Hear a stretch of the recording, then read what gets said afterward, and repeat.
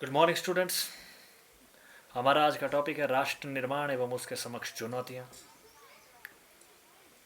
Nation building and it's problems. 1947 में जब हमारा देश आज़ाद हुआ था, उस समय भारत की आर्थिक, राजनीतिक और सामाजिक स्थिति काफ़ी दयनीय थी। हमारे समाज में अशिक्षा, अज्ञानता और समग्र रूप से पिछड़ापन जैसे तत्व विद्यमान थे। हमारे देश के प्रबुद्ध नेता और प्रथम प्रधानमंत्री श्री पंडित जवाहरलाल नेहरू इस स्थिति से भली भांति परिचित थे। 14 अगस्त एवं 15 अगस्त की मध्य रात्रि में पंडित जवाहरलाल नेहरू ने अपने भाषण नियति के साथ भेंट में भारत को विश्व के समक्ष एक स्वतंत्र राष्ट्र के रूप में जागने के लिए प्रेरित किया। ये समय था, अब समय आ गया था हमारे देश के लोगों के लिए उन निर्धारित लक्ष्यों और उद्देश्यों की पूर्ति का जो हमारे देश के नेताओं और तमाम भारतीय नागरिकों ने स्वतंत्रता प्राप्ति के आंदोलनों में सजोए थे। यह समय था उन उद्देश्यों की पूर्ति करने का। अपने भाषण नियति के साथ भेंट में पंडित जवाहरलाल नेहरू ने दो बिंदुओं पे महत्वपूर्ण जोर डाला। एक, लोकतांत्रिक मूल्यों के आधार वाली राजनीति, और दूसरा, सरकार जन कल्याण के उद्देश्य से काम करेगी।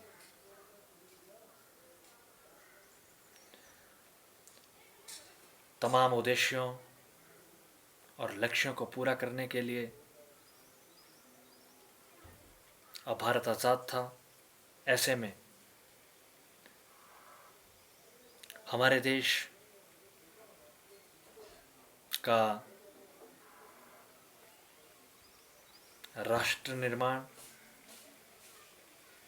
और राष्ट्र निर्माण के समक्ष आने वाली चुनौतियों के साथ सामना होना था। राष्ट्र निर्माण एवं राष्ट्र निर्माण के समक्ष आने वाली चुनौतियों का सामना जानने से पहले हम राष्ट्र निर्माण के अर्थ को अच्छी तरह से समझ लेते हैं। राष्ट्र निर्माण से अभिप्राय है इसके लिए पहले समझते हैं राष्ट्र की भावना। आप लोग जानते हैं हमारे देश में बहुत धर्म के लोग रहते हैं, बहुत जाति के लोग रहते हैं, बहुत भाषाओं के लोग रहते हैं, विभिन्न संस्कृतियों के लोग रहते हैं और विभिन्न भौगोलिक परिस्थितियों के लोग रहते हैं और आर्थिक विषमता है। यहाँ पे इन सब विभिन्नताओं के साथ साथ और बहुत सारी विभिन्नताएं हैं। इन सब विभिन्नताओं के बावजूद एक व्यक्ति के अंदर जब एक ऐसी भावना हो, वो अन्य समुदायों के लोगों को, यानी अन्य संप्रदाय, अन्य जाति, अन्य भाषा बोलने वाले व्यक्तियों को भी इस भावना से देखें, एकता की भावना से देखें, अपनेपन की भावना से देखें। ये भावना एक राष्ट्र की भावना होती है। कहने का मतलब है इन सब विभिन्नताओं होने के बावजूद भी वो एकता की बात करता हो, एकता के परिणय सूत्र से बंधा हो और राष्ट्रव्यापी सोच हो जिसकी। इसके लिए ज़रूरत होती है जागरूकता, चेतना एवं सोच की। कहने का मतलब तमाम विविधता होने के बावजूद हमें उसे एक राष्ट्रव्यापी भावना से जोड़ने के लिए उस व्यक्ति के अंदर एक सोच का विकास करना होता है, उस व्यक्ति के अंदर एक चेतना का विकास करना होता है और उस व्यक्ति के अंदर जागरूकता का विकास करना होता है। इसे ही हम राष्ट्र निर्माण के नाम से जानते हैं।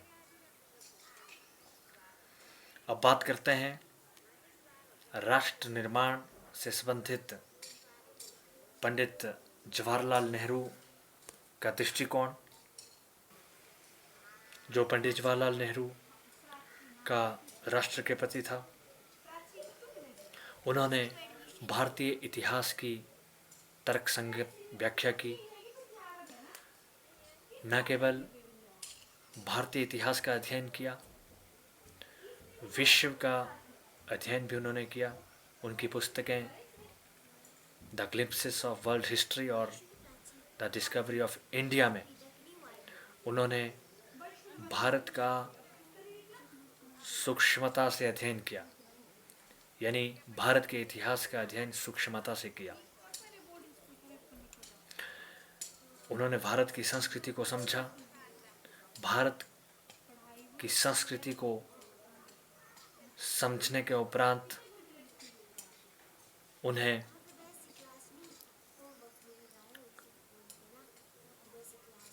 उत्साह प्राप्त हुआ भारत के पुनर्निर्माण को करने का। पंडित जवाहरलाल नेहरू ने भारत के समाज को,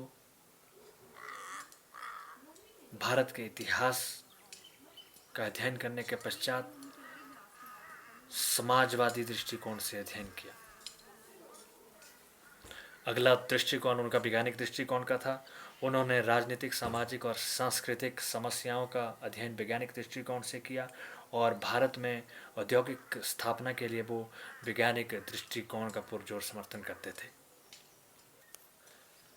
इसके अलावा उनका संसदीय शासन प्रणाली में अटूट विश्वास था। इसके लिए वो ब्रिटेन से प्रभावित हुए थे और हमारे देश में संसदीय शासन प्रणाली की व्यवस्था इंग्लैंड के संविधान से लाई गई व्यवस्था है। पंडित जवाहरलाल नेहरू संविधान के साधनों से राजनीतिक व्यवस्था में जो परिवर्तन करना चाहते थे, उसके लिए संसदीय शासन प्रणाली का समर्थन करते थे और उन्होंने भारत के लोगों के लिए वयस्क मताधिकार का पुरजोर समर्थन किया। जिस समय भारत के लोगों को वयस्क मताधिकार दिया गया, उस समय भारत की जनता की स्थिति बहुत दयनीय थी। जनता बहुत गरीब थी, पिछड़ी हुई थी, बहुत कम शिक्षित लोग थे, बहुत ज़्यादा अशिक्षित थे, निरक्षरता बहुत अधिक थी। ऐसे में यूरोप के बहुत सारे देश भारत में लोकतांत्रिक व्यवस्था को आशंका की दृष्टि से देख रहे थे। कुछ देशों ने भारत में लोकतंत्र के भविष्य को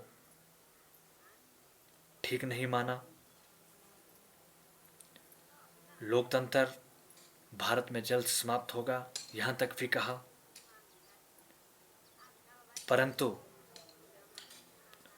अपने 17 वर्ष के कार्यकाल में प्रगतिवादी पंडित जवाहरलाल नेहरू हमारे देश की तमाम जनता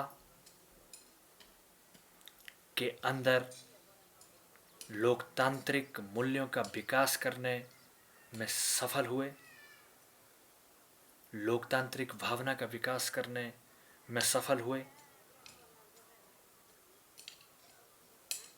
तमाम अटकलों और विपरीत परिस्थितियों का उन्होंने खंडन किया और लोकतांत्रिक मूल्यों का भी विकास हुआ।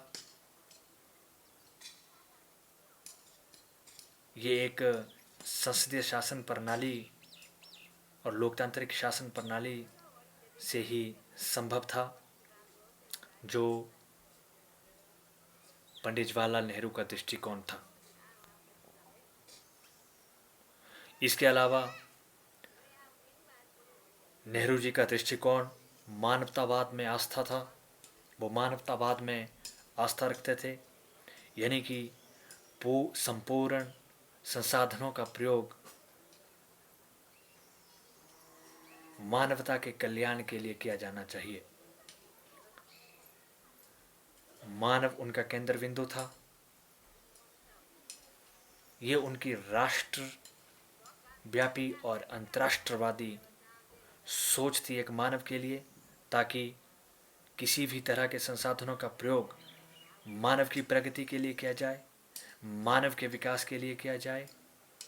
अतः उनका दृष्टिकोण मानवतावाद में उनकी आस्था का था। इसके अलावा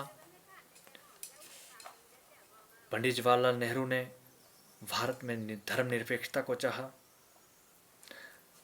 धर्म निरपेक्षता से अभिप्राय भारत में सरकार का कोई राज्य धर्म नहीं होगा जिसे भारत की जनता को अनुसरण करना ही होगा, बल्कि भारत में सरकार का राज्य धर्म ना होने के साथ लोगों को अपने अपने धर्म को अपने अपने अनुसार मानने की छूट होगी, धर्म की स्वतंत्रता होगी। सरकार की तरफ से कोई राज्य धर्म नहीं होगा और सभी धर्मों को सम्मान दिया जाएगा और सभी धर्मों को समानता की दृष्टि से देखा जाएगा। यही धर्मनिरपेक्षता का अर्थ है। साधारण शब्दों में सरकार का कोई राज्य धर्म नहीं होगा और हिंदुस्तान में रहने वाले लोग किसी धर्म विशेष को मानने के लिए बाधित नहीं होंगे। सभी धर्म को बराबर सम्मान दिया जाएगा और लोगों को अपने अपने धर्म अनुसार पूजा अर्चना आदि प्रक्रिया में भाग लेने की स्वतंत्रता होगी।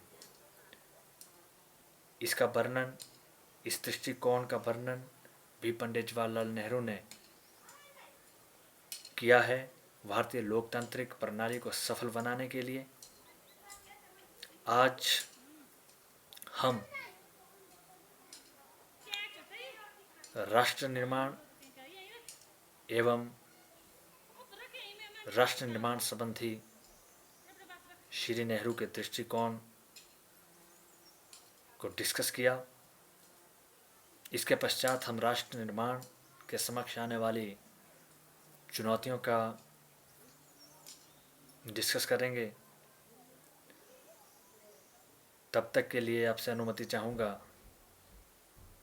Thank you. Have a nice day.